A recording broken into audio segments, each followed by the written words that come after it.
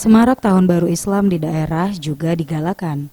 Ribuan masyarakat dari berbagai daerah di wilayah itu memadati Taman Kota Batu Raja guna melakukan pawai 1 Muharram 1445 Hijriah.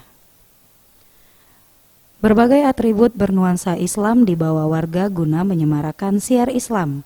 Antusias warga ini dirasakan setelah sempat vakum diadakan di wilayah itu. Pawai itu juga ikut dilombakan. Kegiatan ini direncanakan akan diadakan setiap tahun oleh Pemda setempat.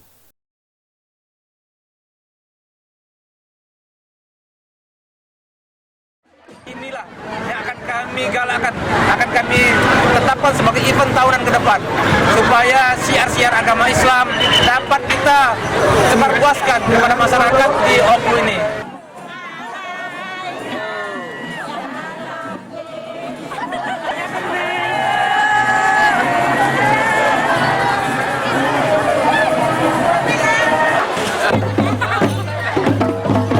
Peringatan 1 Muharram 1445 Hijriah, yaitu diadakan pawai dan donor darah bersama PMI. Penyelenggara kegiatan ini BKPMI dan BKMT bekerjasama dengan PKK, GOW, DWP, dan organisasi lainnya. Jumlah